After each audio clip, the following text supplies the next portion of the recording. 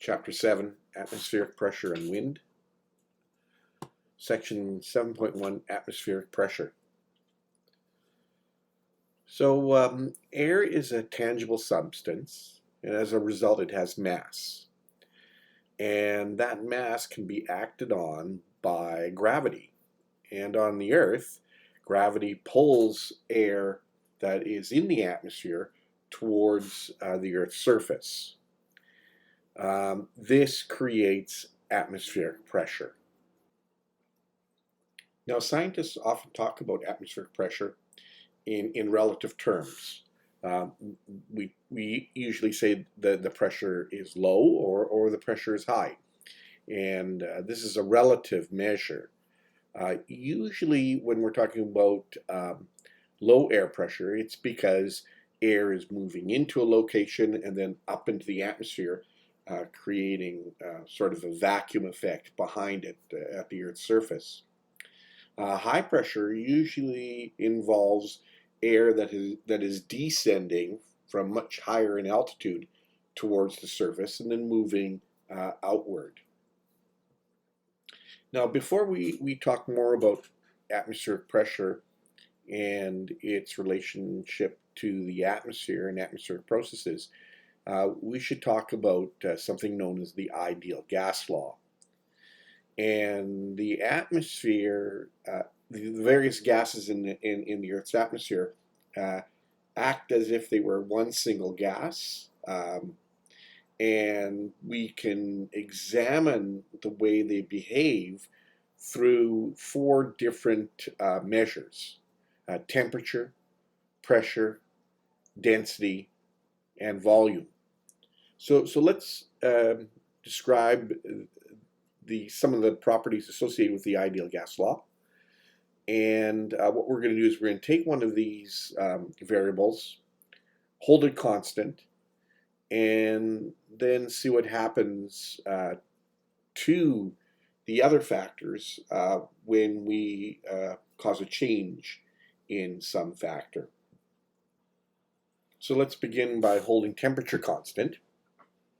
And what we will see is the density of a gas is proportional to pressure, and volume is inversely proportional to pressure. So what does this mean? It means a decrease in volume will cause an increase in density and an increase in pressure. An increase in volume will cause a decrease in density and a decrease in pressure. So this is represented in this diagram here. So in the top, we have a box of air, and we can see the density of the particles. If we decrease the volume, the particles become closer together, so we get an increase in density. And because the box is a sealed unit, if we decrease the size of the box, we will cause an increase in pressure. If in the bottom, if the volume increases, the distance between the particles becomes further apart, density becomes lower, and the pressure that is exerted by these particles is now spread over a larger area, so we get a decrease in pressure. Okay, now let's hold volume constant. And what we'll see is the pressure of a unit mass of gas is proportional to temperature. If temperature increases, so will pressure, and density will remain the same. If temperature decreases, so will pressure, and density will remain the same. So here on the top, we cause a decrease in temperature, but volume is constant. We can see the motion in the particles is greater on the left-hand side, and that motion is exerting a greater amount of pressure on the outside of the box.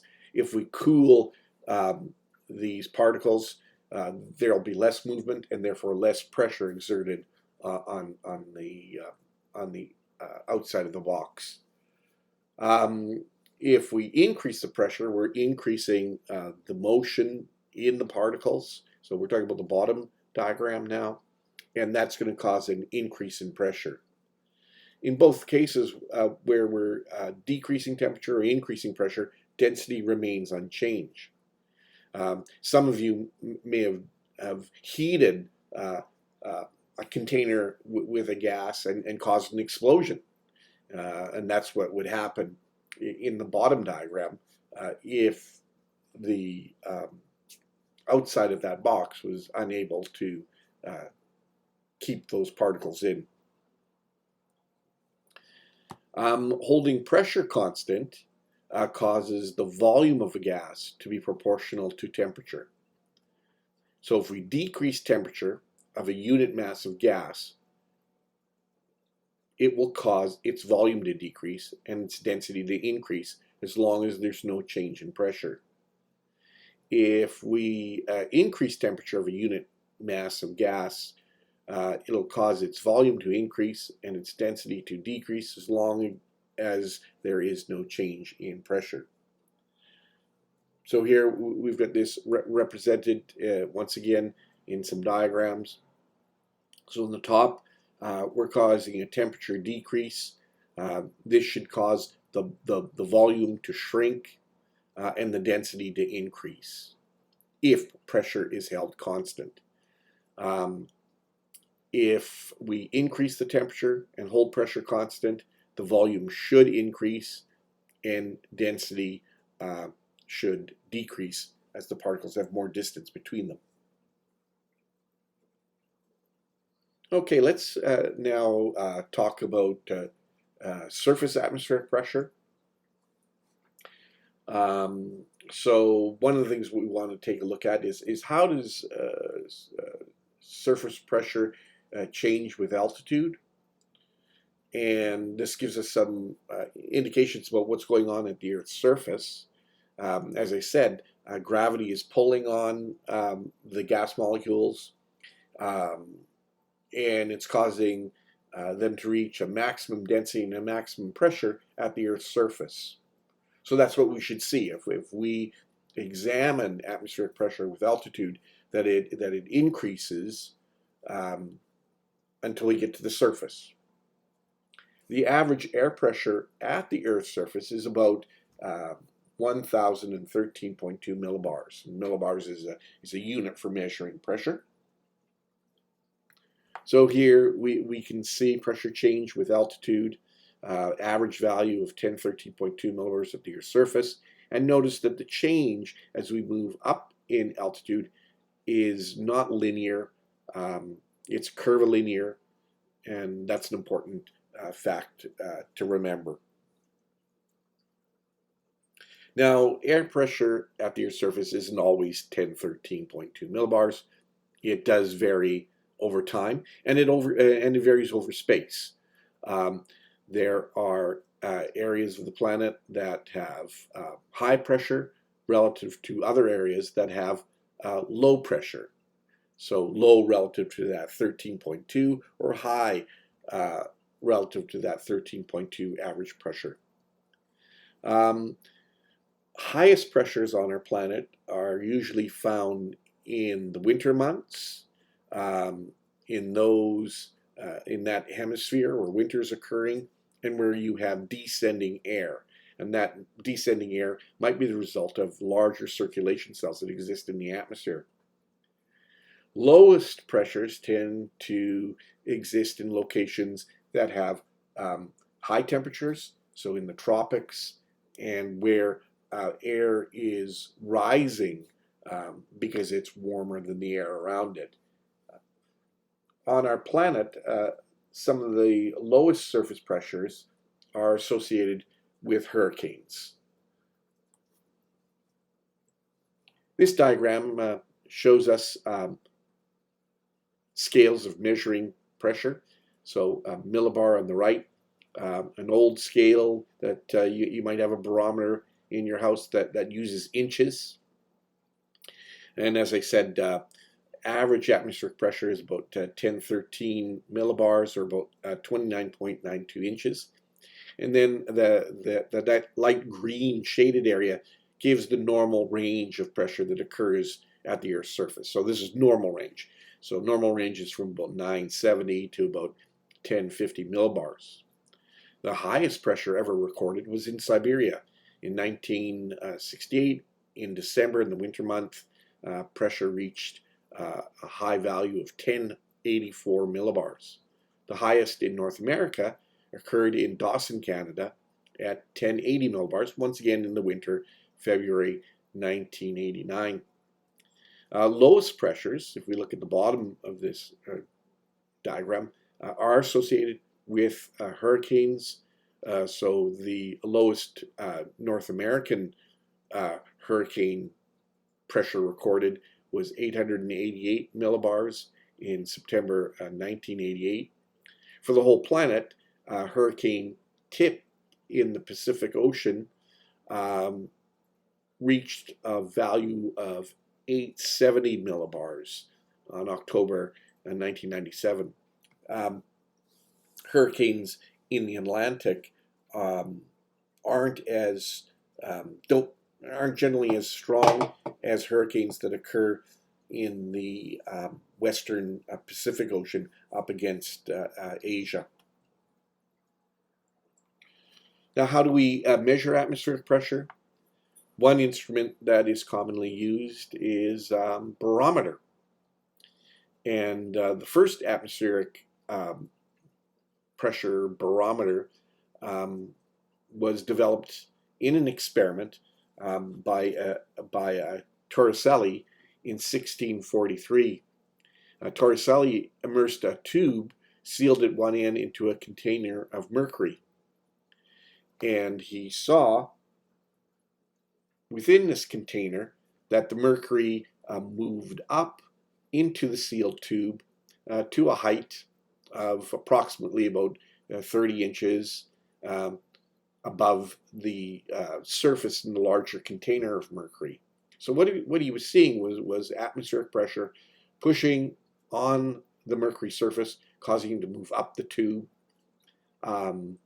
When pressure went down, so did the level in the tube. When it went up, the pressure went higher, or the mercury went higher. The most common type of barometer used is an aneroid barometer. So this consists of a metal capsule, and within that capsule a vacuum is created. And whenever you get changes in air pressure around the capsule will either expand if air pressure gets lower, or it'll contract when air pressure gets higher. Now, you can take this change in the size of this aneroid cell and calibrate it to some sort of measuring indicator, which indicates how atmospheric pressure is changing. So here we have Torricelli's experiment on the left. On the top, we can see an aneroid barometer. So in there's a cell, and if it expands, the arrow moves higher. No, if it expands, it moves lower. If it contracts, it moves higher. Down below is a more sophisticated type of barometer that measures it over time. So the atmospheric pressure is recorded on that drum that twirls and records it on a piece of paper, and you calibrate that to the time that the event occurred. So here we see, once again, the aneroid barometers, the outside of it. It's in inches, from 31 inches to 28 inches. And within that, there would be this aneroid cell, which has a partial vacuum in it. And that cell is connected to levers and spindles and the pointer. And as I said, if it expands, pressure is getting lower. If it contracts, pressure is getting higher. Now, if you've ever seen a weather map, you'll notice that one thing that is often depicted on them is air pressure. Air pressure is a very important variable for making weather forecasts and understanding the current state of the atmosphere. So what's normally drawn on these maps is lines of equal pressure called isobars, and they tend to go, they change at intervals of 4 millibars. So if we have 1,000 millibars, they go down to 1,000, 996, 992, and then above 1,000, we go from 1,000, 1,004, 1,008. On weather maps, when we put these isobars, draw them on the maps, we notice that there are these relatively different areas of low and high pressure. And they form centers where the air is lower than normal, and centers where the air is higher than normal. Now, associated with atmospheric pressure is also winds. Atmospheric pressure is a very important variable in producing and influencing the direction of winds. So on these maps, we'll also see wind direction and measures of wind speed. So here we have a typical weather map. It's simplified, where it's depicting low and high pressure centers. So we can't really see the high pressure centers that exist at the bottom, the total circular cell that exists around them. But there would be enclosed lines. We can see 2 low pressure systems, one off of the west coast near Vancouver Island, and then the other one off of the Excited States of America. Looks like about New York or Maine, somewhere in that area. So if we were to examine maps of atmospheric pressure and average the data of these pressure measurements over time, we would see typical patterns develop. And what we're going to look at is the typical patterns of January and the typical patterns of July. And we're going to use 50 years of data averaged. So it'll give us a good indicator of what normally happens in the atmosphere for these 2 months in terms of atmospheric pressure at the Earth's surface. So here we see January. So this is an average from 1951 to 2000. In the northern hemisphere, we can see a real dominant high pressure system in Eurasia, more specifically in Siberia. This high pressure system commonly forms in January and is known as the Siberian high. The high pressure that exists in northern Canada is called the Canadian high. Off the coast of western United States, we can see a high pressure system. I know it's off from Hawaii, but that high pressure system is known as the Hawaiian high. The high pressure system that exists over the Atlantic Ocean is the Azores high. Over the oceans in the southern hemisphere, at the subtropics, we notice there are 3 high pressure cells, and those are typical. They typically form every year. And then finally, there's a high pressure system. High pressure system is dominant over the North Pole and the South Pole because of the cold cap of air that exists in both those locations. Okay, not only are there high pressure systems on this map, but there are some low pressure systems. And in the northern hemisphere, 2 important low pressure systems. The one over the Aleutian Islands off of Alaska, that's the Aleutian low. That low pressure system spins off many mid-latitude cyclones that influence our weather during the winter season. Below Greenland is the Icelandic low, Iceland low. The other lows that we see, the ones across the tropics, they would be associated with the intertropical convergence zone. And we'll talk more about that later on. And now there's also a band of low pressure systems in the southern hemisphere. If our northern hemisphere was mainly composed of ocean, we would have a similar band. Those lows generate mid-latitude cyclones on a regular basis, and they're produced by the those lows are formed as a function of the difference between the very, very cold air over Antarctica and the warm air that exists in the subtropics in the southern hemisphere, creates this band of low pressure system.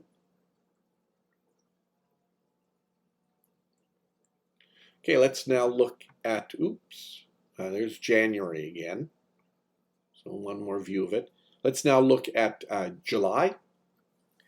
And what you notice from the previous map here, what happens in the northern hemisphere when we move from January to July in terms of the pressure systems? The Siberian high is gone. It disappears.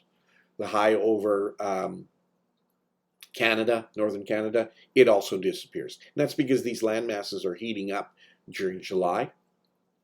Now, the high pressure systems that exist in the Pacific Ocean, in the northern hemisphere, in the Atlantic Ocean, they become much stronger. So we see an intensification of the Hawaiian high and the Azores high. The lows that exist at the tropics, that once again is the intertropical convergence zone. That band of low just outside of Antarctica, that's a band of lows that produces mid-latitude cyclones on a regular basis.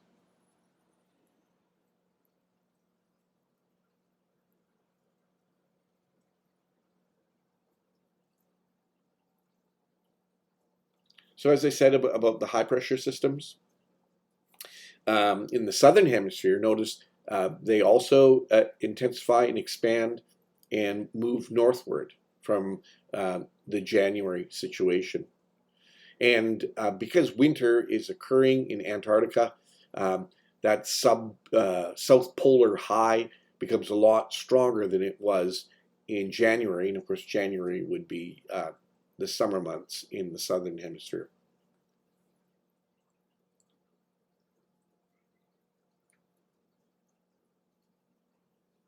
So let's talk about one more area of low pressure systems, and that's the lows that exist over the Middle East, northern India, and into northern China. These lows are generated from summer heating of the landmass. They're also responsible for the monsoons. So the monsoons are basically consistent winds that shift seasonally. During the summer months, what we have here, what we have is winds are blowing from the Indian Ocean onto the landmass, and that brings a lot of precipitation that is common with the monsoons in Asia.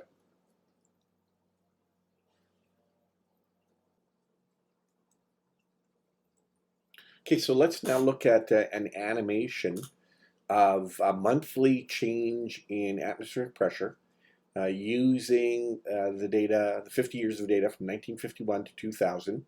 And let's look at the patterns that are obvious in this animation. And we'll begin with the Northern Hemisphere.